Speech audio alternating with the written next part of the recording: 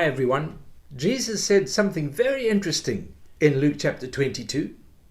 He said to Simon, Simon, Satan has asked for you that he may sift you as wheat, but I have prayed for you that your faith should not fail. And when you have returned to me, you will strengthen the brethren. Jesus knew that Simon Peter would fail. You know what would happen, of course. He would go on to deny Jesus 3 times.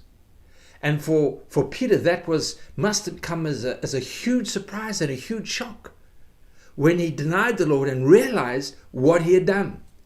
But somehow in the midst of that, I'm sure he remembered the words of the Lord, that I'm praying for you. Jesus knew that Peter would fail. And God knows that you and I will fail. He knows that we're not perfect.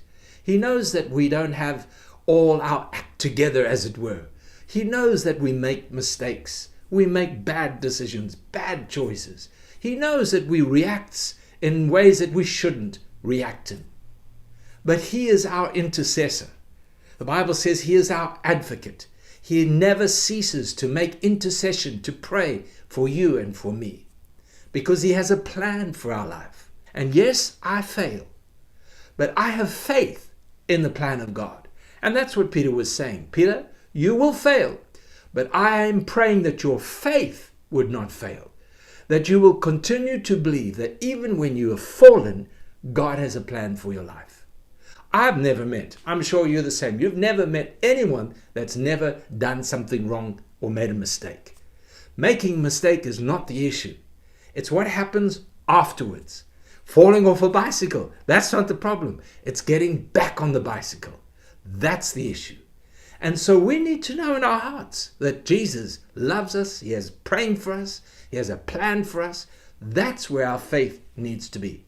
That's what will pick us up out of the ditch when we fall into it. That's what will pick us up out of the situations that we somehow found ourselves in.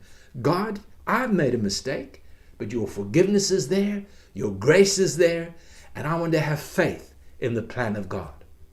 When you look at the life of Abraham, and you see the Bible says he was the father of faith, and yet he made so many bad choices, so many mistakes. I mean, he did things that nobody today, I'm sure, would even think of doing. And yet he had faith in the plans and purposes of God. And that's what kept him going. That's what brought the victory. That's what we need. To know in our hearts, God, you have a plan. My faith is in that.